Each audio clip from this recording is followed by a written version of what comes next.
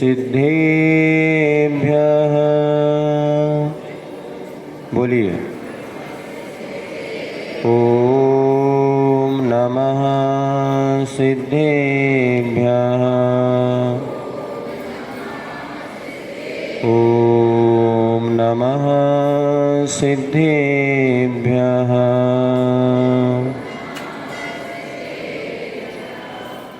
रिपुता की सीमा रही, गहन किया उपसर,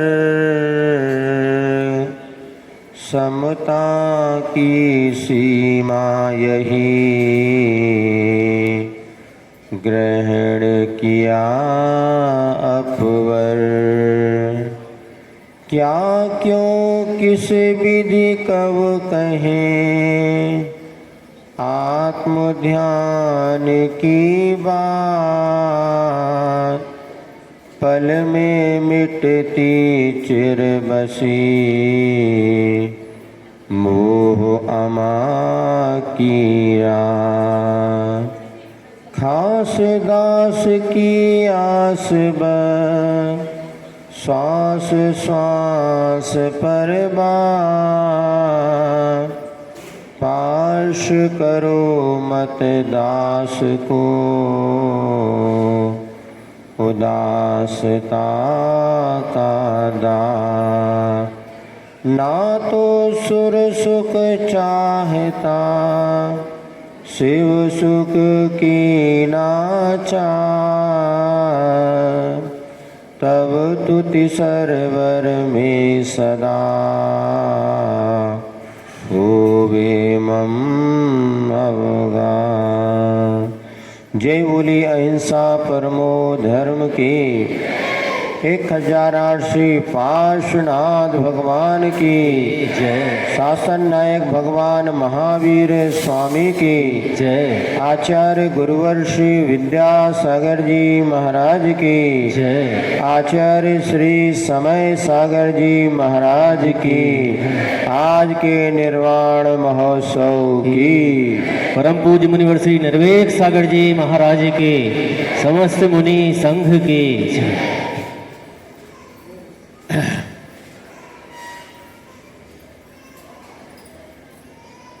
प्रभु की भक्ति का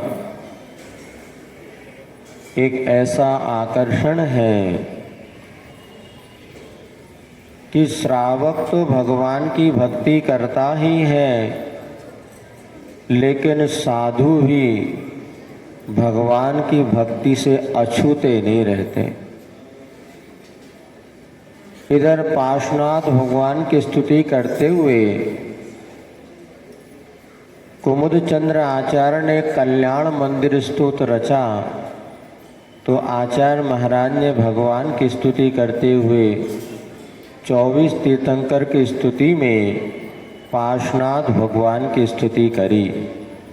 अबरी मंगलाचरण में आपने जो बात सुनी, वो मंगलाचरण किसने लिखा? तो जिन्होंने एक पाषाण को पार्श्वनाथ बनाया, ऐसे गुरुवर विद्यासागर जी ने यह स्तुति लिखी। पार्श्वनाथ भगवान की स्तुति करते हुए उन्होंने पंक्तियां लिखी, जिसमें पार्श्वनाथ भगवान का इतिहास हमारे सामने रख दिया। कैसे हैं प्रभु पार्श्वनाथ? रिपुता की सीमा रही, गहन किया उपसर्ग, और समता की सीमा यही, ग्रहण किया अपवर्ग। अर्थात शत्रुता अपनी सीमा को पार कर रही थी। इधर वह कमट का जो जीव था, एक भव नहीं, 2 भव नहीं, 10 भव से वह उपसर्ग कर रहा था, और इधर पाश जो प्रभु थे, मरुभूति का जो जीव था, वह सब कुछ समता से सहता आ रहा था। रिपुता की सीमा रही, गहन किया उपसर्ग, और समता की सीमा यही ग्रहण किया अपवर्ग। अपवर्ग माने क्या हो गया? मोक्ष। भक्तामृत में पढ़ते ना, स्वर्गापवर्ग शिव मार्ग। स्वर्ग माने स्वर्ग और अपवर्ग माने होता है मोक्ष। प्रभु ने क्या किया? मोक्ष को प्राप्त कर लिया। इधर समता जब विकसित होती चली गई तो इधर उपसर्ग भी बढ़ता रहा, तो भीतर से समता का भी विकास होता रहा और उन्होंने मोक्ष को प्राप्त कर लिया।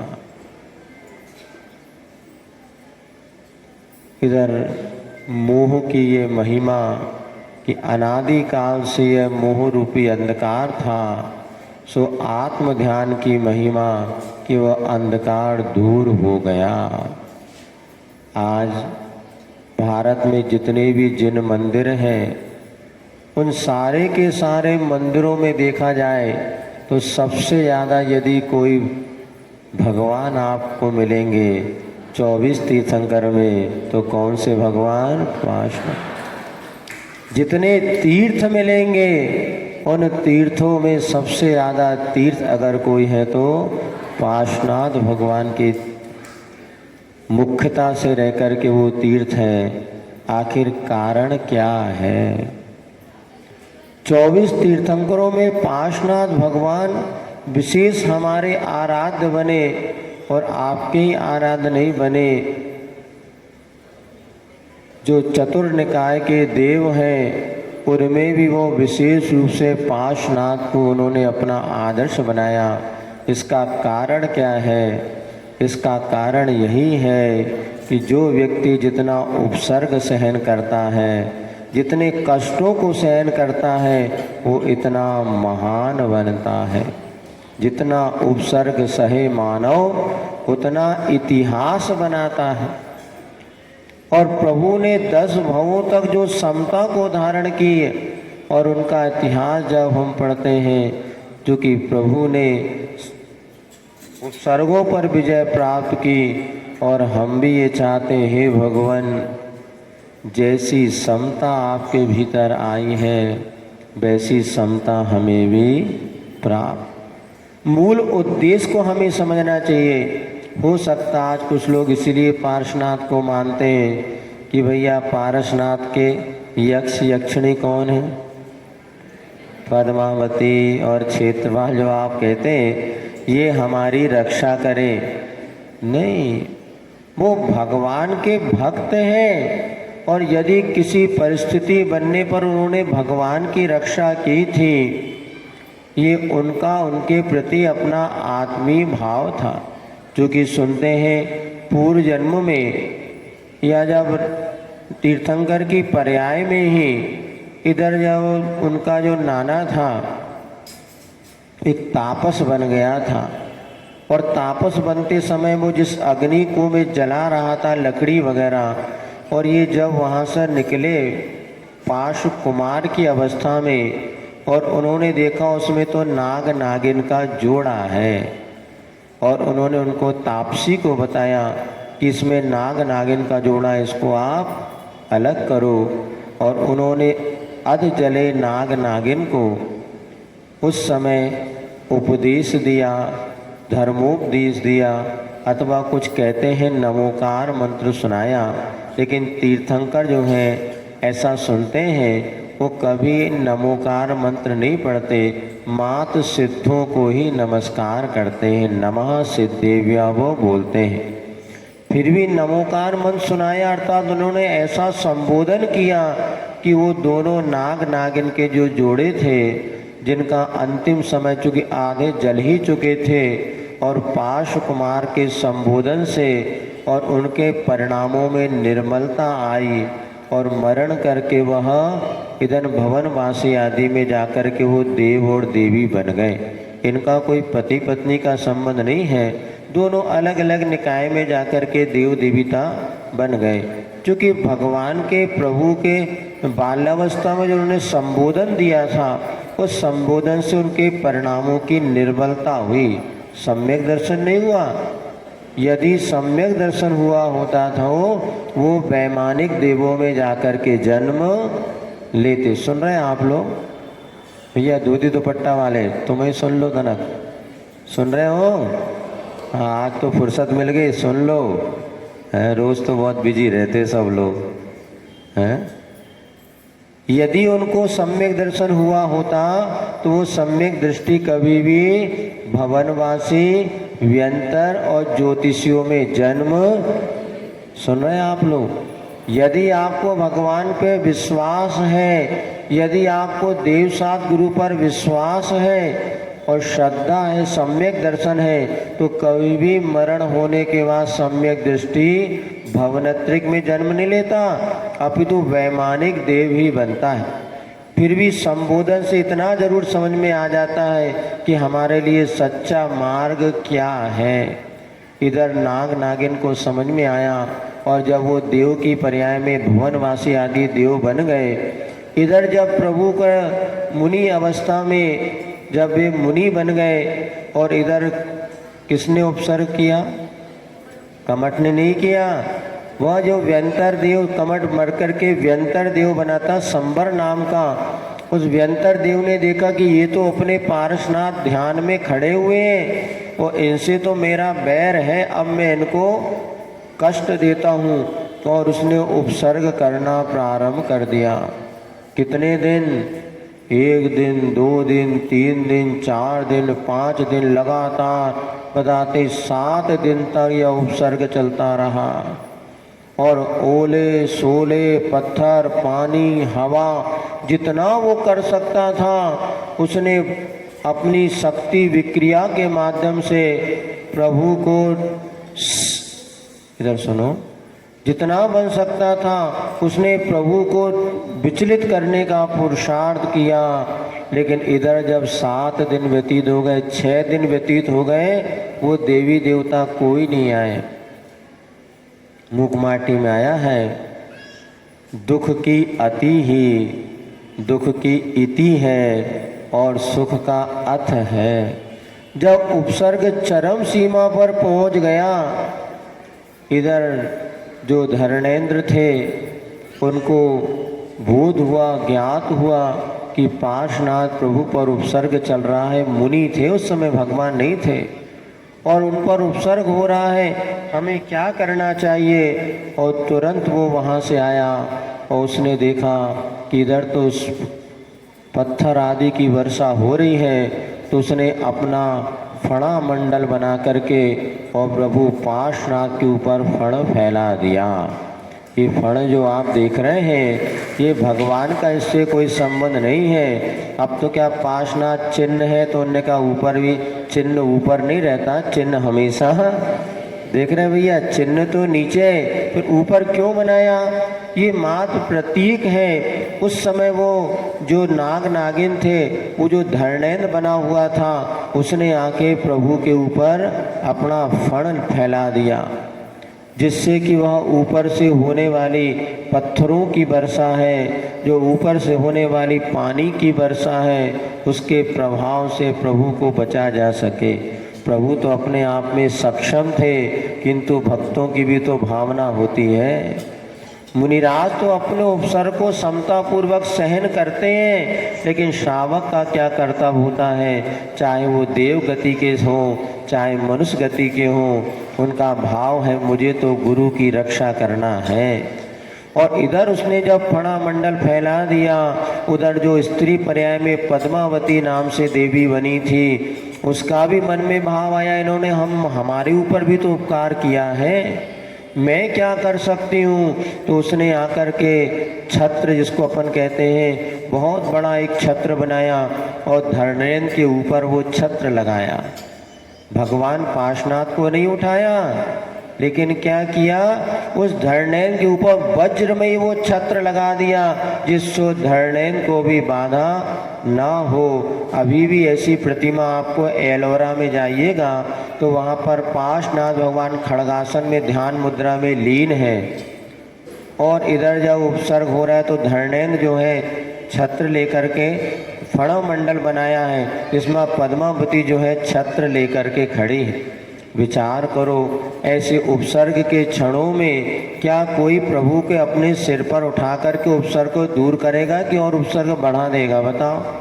और किसी भी श्राविका की इतनी हिम्मत नहीं हो सकती कि मुनिराज को अपने सिर पर उठा ले। और सिर पर उठाने की आवश्यकता भी नहीं थी, लेकिन कुछ ऐसी परंपरा चल गई, क्योंकि जिनको इन देवी देवताओं की पूजा करवाना था, उन्होंने कहा वैसे कोई देवी देवता को कौन पूजेगा, तो उनके ऊपर छोटे से पारसनाथ रख दो। तो देवी तो इतनी बड़ी और भगवान इतने से, और वो एक छल कपट का वातावरण बना। और आज जो प्रतिमाएं बनती हैं, देवी के ऊपर पार्श्वनाथ भगवान बैठे हैं, और पद्मावती ने 40 में लिख दिया कि पद्मावती ने उनको सिर पर उठाया। नहीं, ये आगम सम्मत और व्यवहार सम्मत भी ये विषय नहीं है। लेकिन इतना है, आज भी एलोरा में कई जगह प्रतिमा ऐसी मिलती हैं जिसमें कि पद्मावती ने उस फण के ऊपर छत्र लगाया था, जिससे कि उस दोनों की रक्षा हो सके। लेकिन प्रभु तो अपने आप में स्वयं आत्मध्यानी थे और उन्हें रक्षा की आवश्यकता नहीं थी। फिर भी इधर कमठ के भाव परिवर्तन हुए और इधर कमठ का उपसर्ग दूर होते ही प्रभु को केवल ज्ञान की प्राप्ति हो गई। और केवल ज्ञान की प्राप्ति के बाद कोई उपसर्ग होता ही नहीं। इधर कमठ का भी मन परिवर्तन हुआ और वह भी सम्यक दृष्टि हो गया। लेकिन यहाँ पर जो पार्श्वनाथ भगवान ने 7 दिन तक उपसर्ग सहन किया, एक तरफा जो आक्रमण होता रहा, उपसर्ग होता रहा, लेकिन प्रभु ने अपनी समता को नहीं छोड़ा। और वास्तव में दुनिया में वही व्यक्ति महान बनता है जो कि साम्य समता को धारण करता है। आप लोग पढ़ते हैं मेरी भावना में, साम्य भाव धन रखते हैं।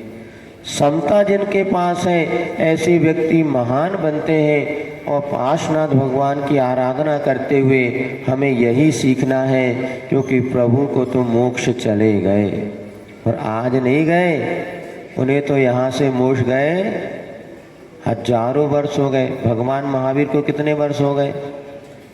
लगभग 2600-2550 निर्वाण महोत्सव मनाया था। और उसके पहले 100 वर्ष पहले बताते हैं, आज कुछ वर्ष पहले 250 वर्ष पहले लगभग पार्श्वनाथ भगवान को मोक्ष हो गया। तो लगभग 3000 वर्ष का निकट है। और प्रभु तो 3000 वर्ष यहाँ पहले ही यहाँ से मोक्ष चले गए, किंतु आज भी जब उनका निर्वाण दिवस आता है, मोक्ष सप्तमी को, तो आज भी भक्तों के मन में वही आह्लाद और उत्साह होता है कि सारे भगवान के निर्वाण महोत्सव अलग और पार्श्वनाथ भगवान का निर्वाण महोत्सव। क्योंकि भगवान आपने जैसे संकटों को समता से सहन किया, ऐसे संकट हमारे जीवन में भी आ जाए तो हम भी उसी समता से स्वीकार कर सके।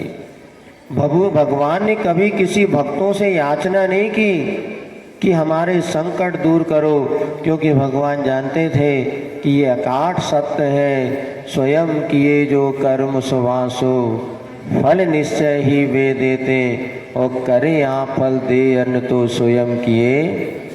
यदि हमने जो कर्म किया है तो हमें तो उसका फल भोगना ही पड़ेगा। इतना जरूर है कि जब प्रभु की छत्र छाया में हम बैठते हैं, इतनी समता हमारे भीतर आ जाती है कि बड़े से बड़े संकट भी हमें संकट जैसे नहीं लगते। आज निर्वाण महोत्सव पर बहुत से बेटा बेटी आज उपवास भी रखते हैं, महिलाएं भी रखती होंगी, पता नहीं। प्रायः एक परंपरा चली और बचपन में हम लोग भी थे, तब भी साल भर में करें ना करें, मुकुट सप्तमी और अनंत चतुर्दशी को तो उपवास रखते हैं। अब इसका उद्देश्य क्या है? उद्देश्य तो यही है कि जैसे आपने अपने जीवन को व्रत नियम संयम में बनाया, ऐसे हम भी बनाएंगे तो हम भी संसार के दुखों से छूट जाएंगे। सभी को क्या चाहिए? संसार के दुखों से मुक्ति चाहिए, और वो मुक्ति प्राप्त करने का एक ही रास्ता है, वो है संयम और तप।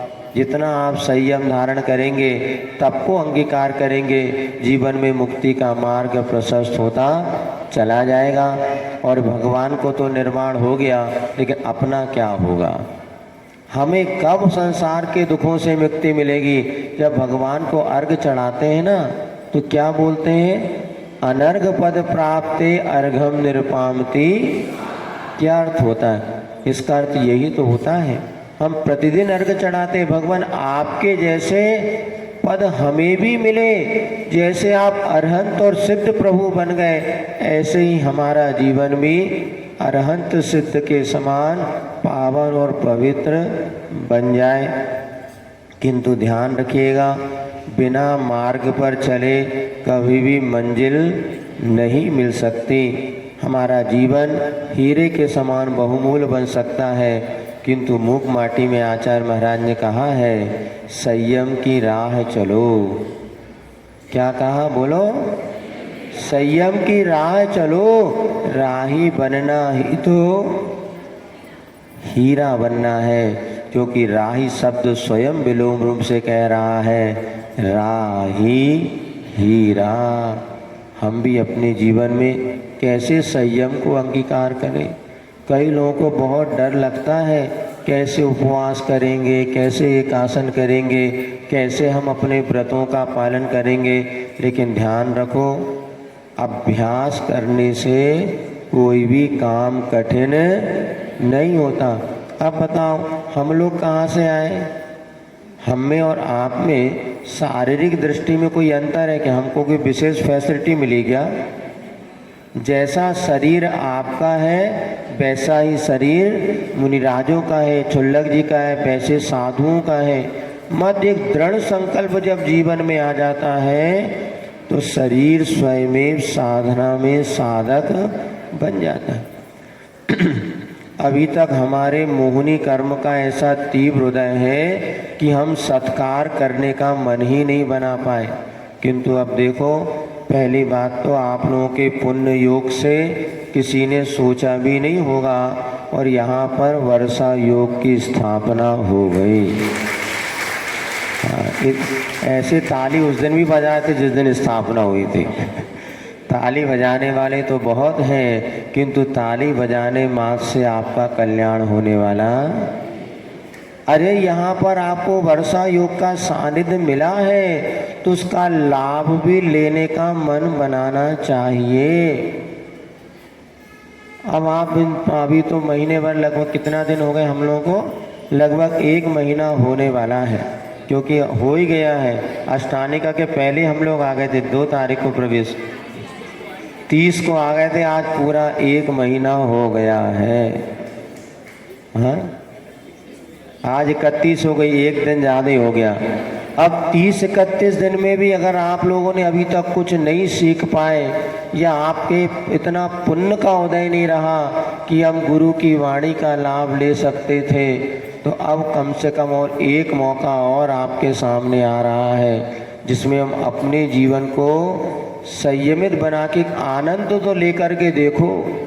आज मुनिराजों के आप दर्शन करते और भावना बातें, रहे सदा सत्संग उन्हीं का, ध्यान उन्हीं का नित रहे, उन्हीं जैसी चर्या में यह।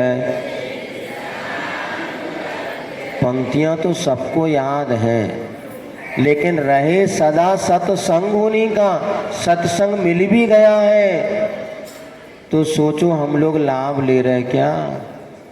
आज यहाँ पुरुष वर्ग बैठे, उनकी मुख्यता से हम कह रहे हैं, विचार करो, आज भी आपको वही दुकानदारी, वही पैसा, वही बाल बच्चे, वही दुनिया के राग रंग दिख रहे हैं। क्या हम रहे सदा सत्संग उन्हीं का?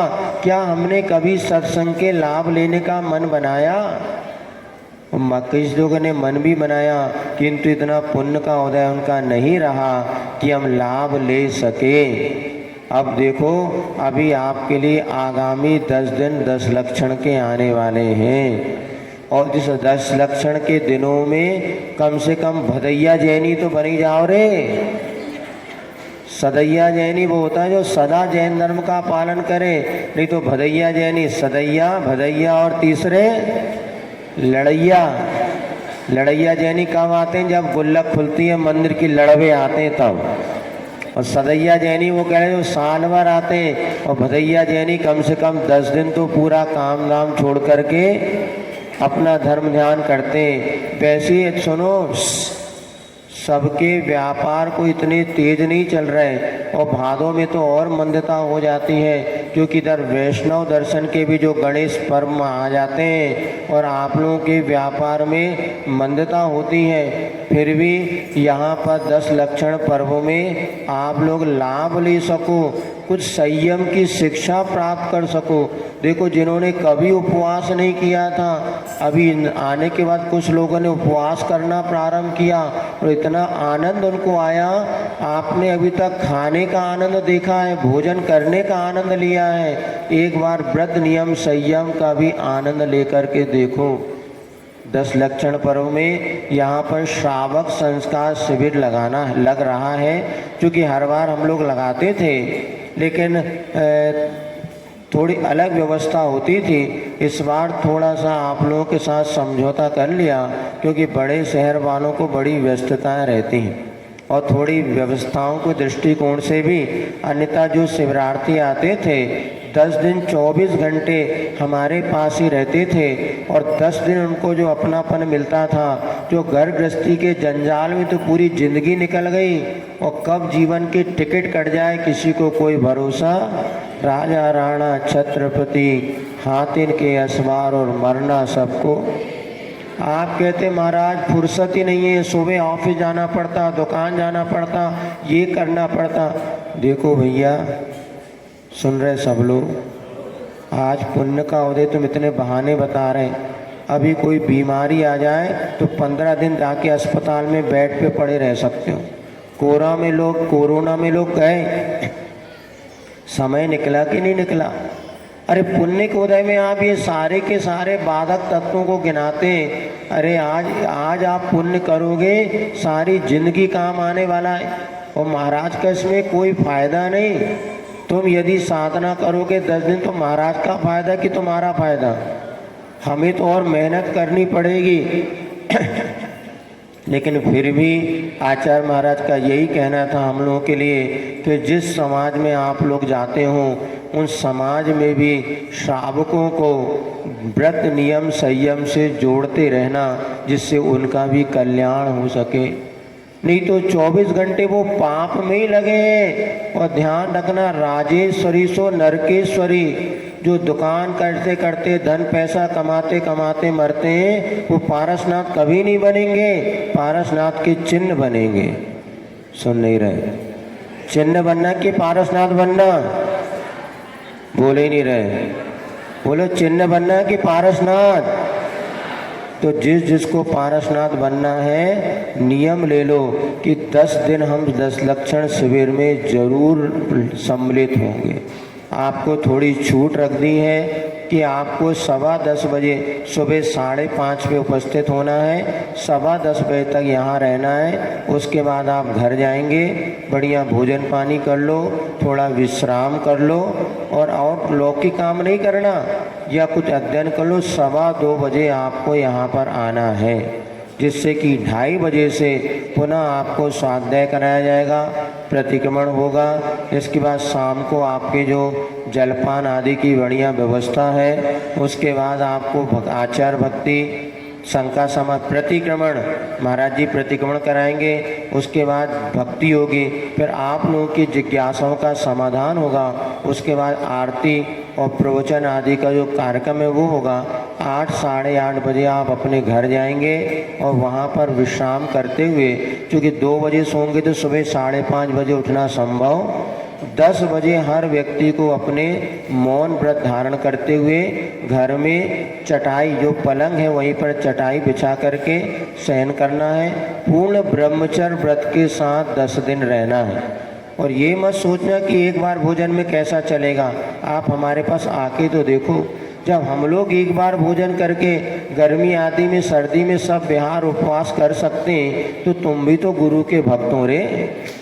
इतनी शक्ति तुम्हारे पास है क्या? नहीं, क्यों घबरा रहे? और ये मौका मिला है, आप लोग दूर दूर जा कर के लाभ लेते हैं। अभी कुछ बाहर, वो तो क्या हमने इस बार बाहर वालों को ज़्यादा किसी को कहा भी नहीं कि हमने कहा यदि भानपुर, चंदननगर, शिवनगर और ये आसपास के समाज में अगर 200 लोग आ गए तो हमें और किसी की ज़रूरत नहीं है। और हम ये मन बनाना सबको इसमें भाग लेना है। वास्तव में जो पुरुष है ना, वो इस अवसर को छोड़ेगा नहीं।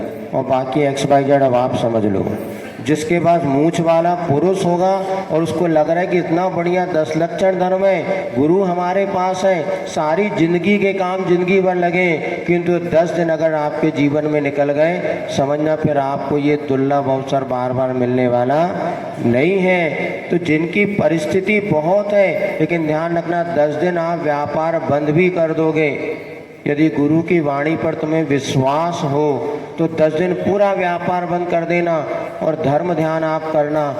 आपको अगले 1 महीने में मिलेगा कि जितना आप 10 दिन में नहीं कमाते थे, उतना आपको दुगना, उससे ज़्यादा आप कमा लेंगे।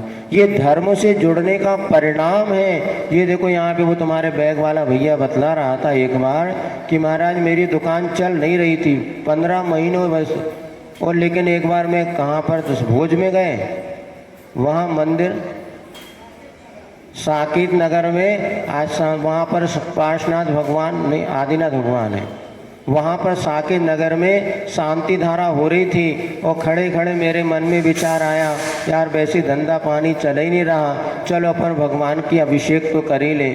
उस समय उनके जेब में 7,000 रुपये थे और उन्होंने तुरंत शांति धारा की बोली लेकर के अभिषेक कर लिया और उसके बाद जाकर के दुकान खोली। और उसी दिन उन्होंने बताया 60 से 70 हज़ार रुपये की बिक्री हुई महीने भर बाद।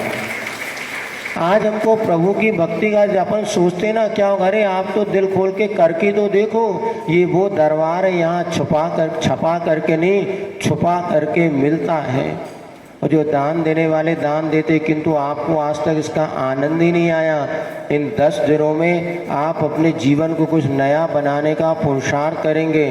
और महिलाएं भी ध्यान रखो, हर घर में अपने जो घर में पुरुष जन हैं उनको प्रेरित करो और उनको इस 10 दिनों में जरूर धर्म लाभ लेना। ये एक शिक्षा व्रत माना जाता है। हम मुनि नहीं बन सकते तो मुनि कैसे रहते हैं? 10 दिन एक प्रकार का अभ्यास करके आप देखेंगे, जीवन का अपूर्व आनंद आपको आएगा।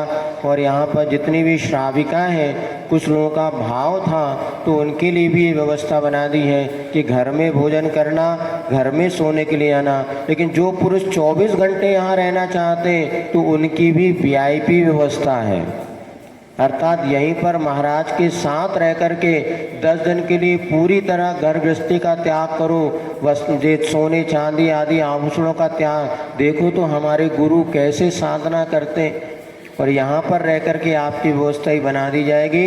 भोजन पानी भी आपको घर में करने जाना जरूरी नहीं, आपका निमंत्रण होगा, वहाँ पर आपको भोजन पानी मिलेगा। हमारा भाव तो ये है कि पूरे यहीं पर रह कर के आप साधना करने का मन बनाओ तो बहुत अच्छा है। नहीं हो सकता है क्योंकि व्यवस्थापकों को भी ज़्यादा व्यवस्था ना बनाना पड़े, इसलिए व्यवस्था आपके सामने रख दी है। अभी यहाँ पर संकल्प पत्र, उसके फॉर्म उपलब्ध है, हमारे पास आ जाना तो हम दे देंगे, या यहाँ पर आप सब मन बनाइए और अपने पौरुष को जगाइए। और दुनिया के पाप करने के लिए आप कितना दिन निकाल देते हैं, बाहर जाते हैं 8-8 10-10 दिन घूमने फिरने के लिए निकाल देते हैं, किंतु 10 दिन अगर हमने इस श्रावक संस्कार शिविर में भाग लेकर के उपस्थित होकर के यदि अपने जीवन को अच्छा बनाने के लिए पुरुषार्थ कर लिया, सारी जिंदगी आप याद रखेंगे कि ये 10 दिन जो हमारे जीवन में महत्वपूर्ण थे, वैसे 10 दिन और कभी आने वाले नहीं हैं। यहाँ पर कक्षाओं आदि के माध्यम से जो लोग धर्म लाभ ले रहे हैं वो पुण्यशाली हैं। अभी सुबह मूक माटी की भी कक्षा चलती है, दोपहर को भी कक्षा चलती, तत्वार सूत्र की, शाम को जैनम से ही कक्षा है। इस प्रकार से तीनों समय स्वाध्याय आदि के माध्यम से लोग धर्म लाभ ले रहे हैं, किंतु सभी लोग इसमें उपलब्ध नहीं हो पा रहे हैं। थोड़ा बहुत लगता तो है कि यहाँ पर सभी लोग लाभ लें तो उनके जीवन में कोई नया दिशा बोध मिलेगा, नहीं तो आप देख रहे हैं आने वाला समय और विकृति का आने वाला है। जिनके लिए आप सब कुछ जोड़ रहे हैं वो भी कभी आपके लिए सुख के साधन बनने वाले नहीं हैं। एक बार तत्व ज्ञान से और देव सद्गुरु से जुड़ करके देखिए, निश्चित आपके जीवन में आनंद का नया उत्सव मनने का अवसर आएगा। और आज यहाँ पर आप सबने निर्वाण महोत्सव मनाया है। अभी यहाँ पर पार्श्वनाथ भगवान का महामस्तकाभिषेक होने वाला है। अभिषेक करने का उद्देश्य भी ये है कि प्रभु की निकटता का हमें लाभ मिले। वैसे दूर से तो हम करते ही हैं, किंतु प्रभु की निकटता और उनके सन्निकट जाकर के महामस्तकाभिषेक करने का ये जो भाव होता है, ये भी अतिशय पुण्य का कारण बनता है। श्रवण बेलगोला में 12 वर्ष में एक बार जब बाहुबली भगवान का अभिषेक होता है तो दूर दूर से यात्री पहुँचते हैं और लाखों रुपए का दान करके इस अभिषेक महोत्सव का आनंद लेते हैं। आज आपका सबका सौभाग्य है कि गुरुवर विद्यासागर महाराज जी ने जिस प्रतिमा के प्रारंभ से लेकर के निर्वाण तक अपना पूरा समय दिया और पंच कल्याणक प्रतिष्ठा महोत्सव करा करके आपके लिए यह उपहार दिया। आज दुनिया के लोग जब यहाँ आ रहे हैं, कलकत्ता से, बॉम्बे से, महाराष्ट्र से, और जैसे भगवान का मूर्ति मुद्रा का दर्शन करते हैं, वाह धन्य है ऐसा करके वो यहाँ से लौट करके जाते, हमारे पास आते हैं तो क्या भगवान की मुद्रा देखते से हमारा हृदय प्रसन्न हो गया, ऐसे वो कह करके जाते हैं। आप लोग भी प्रतिदिन आते ही हैं, किंतु भगवान की भक्ति के साथ साथ जब हमारे जीवन में संयम जुड़ता चला जाएगा तो जीवन का आनंद कई गुना हो जाएगा। इसलिए जितने पुरुष वर्ग यहाँ पर बैठे हैं, संकल्प करो हाथ उठा करके कि 10 लक्षण के 10 दिन हम गुरु को दे देंगे, बाकी सारे 355 तुम दुनिया के घर गृहस्थी को दे देना, बेटों के लिए दे देना, धन कमाने के लिए दे देना, किंतु 10 दिन अगर हमें गुरु मिले हैं तो हम ये 10 दिन गुरु को गुरु दक्षिणा में क्यों भैया दे सकते कि नहीं दे सकते? हाथ उठा थोड़ा। कौन इतना पापी व्यक्ति, वो देख तो ले हम, जो 10 दिन गुरु के सानिध्य में नहीं रह सकता। देखो भैया अभी कुछ लोग हाथ नहीं उठा रहे, वो तो जब घरवाली डंडा लगाएगी ना तब आ जाओगे बेटा, हमें पता है। क्योंकि कई लोग ऐसे हमारी बात नहीं मानते, किंतु महिलाओं की बात जरूर मान लेते, क्योंकि उनके अनादिक वो पुराने संस्कार ऐसे हैं। और तुम लोगों को भी थोड़ा कड़क बनना पड़ेगा। यदि कहना तुम वास्तव में पुरुष हो तो जाओ और गुरु की बात मानो और 10 दिन पुरुष के शिविर में धर्म लाभ लो। क्योंकि देखो अच्छे काम, राग रंग के कामों में हम तो प्रेरणा देते हैं और प्रेरते भी हैं। यदि आपको समाय के जाने को ना मिले 10 दिन तो सब काम उठापटक होती है, तो 10 दिन यदि शिविर में वो भर्ती ना हो तो आप लोग भी अपना पुरुषार्थ करो। देखो अभी एक दूसरे के कहने से सबका मन बनता है। श्राविकाएँ भी कम से कम 100 श्राविकाएँ इस शिविर में धर्म लाभ लें और श्रावक 150 कम से कम होना चाहिए। कहाँ के? भानपुर और ये आसपास तीनों कॉलोनी के, और दूर से जो आएंगे तो आएंगे, लेकिन अगर आप लोग रहेंगे तो आपके जीवन में सम्यक बोध और अनंतपूर्ण आनंद का अवसर मिलेगा। इधर महिलाएं भी जिन्होंने फॉर्म भर दिए हैं, और फॉर्म लेना अभी मुख्यतः से 55 वर्ष की कम उम्र के ही लोगों को मुख्यतः से हम रखेंगे। जब ये जवान लोग नहीं आएंगे तो अपने बब्बा बहू अच्छे क्या करो, नए मामा से काना मामा। लेकिन ये लोग यदि बहुएं आ सके तो सास ससुर घर, बेटा बहू आए सास ससुर घर में रहें तो बहुत अच्छा है। क्योंकि आप तो ये चातुर्मास में महीनों लाभ ले ही रहे हैं, उनको कम से कम 10 दिन के लिए आप प्रेरित करें। जो बेटियां स्कूल कॉलेज, बच्चे स्कूल कॉलेज से जुड़े हैं, वो भी 10 दिन आराम से समय निकाल सकते हैं। इससे कभी भी लौकिक शिक्षा में कोई कमी आने वाली नहीं है। आप सभी लाभ लें और महामस्तकाभिषेक करते हुए अपने परिणामों को निर्मल बनाएंगे और प्रभु पाशना जैसी समता हमारे भीतर आए, ये संकल्प आज लेकर के चाहेंगे। और देखने आप अभ्यास करेंगे तो निश्चित आपको आनंद आएगा। प्रभु से प्रार्थना अपन करते हैं, हाथ जोड़िएगा सब लोग। और आपने तो निर्वाण लाडू बनाया, लेकिन हमें क्या मिलेगा, हम क्या चाहते हैं, ये आप जरूर दोहराएंगे। हे प्रभु, आपने अपने जीवन में अनेक कष्टों को सहन करते हुए जैसे समता भाव को धारण किया, वैसे ही समता मुझे भी प्राप्त हो, वैसी ही सहनशीलता मुझे प्राप्त हो। हे प्रभु, मुझे सहनशील बनना है, मुझे सहनशील बनना है, मुझे सहनशील बनना है, मुझे समता रखना है, मुझे समता रखना है, मुझे समता रखना है।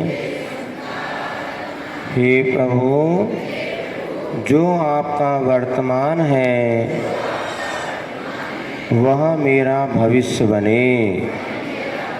हे प्रभु, जो आपका वर्तमान है वह मेरा भविष्य बने। मैं भी आपके जैसा बनूं, मेरा किसी के प्रति बैर भाव ना रहे, मेरा किसी के प्रति बैर भाव ना रहे, सबके प्रति मित्रता का भाव बना रहे। हे प्रभु, मुझे इतनी शक्ति देना, मैं सभी से मैत्री भाव रख सकूं, मैं अपने स्वरूप को प्राप्त कर सकूं। मुझे समता रखना है, मुझे सहनशील बनना है। सोहम, जैसे आपके पास है ना वैसा मैं ही हूँ। सोहम, सोहम, सोहम। आज का 2 मंत्र आपको दिन भर पढ़ना है। मुझे सहनशील बनना है, मुझे समता रखना है। बार बार प्रभु से प्रार्थना करो।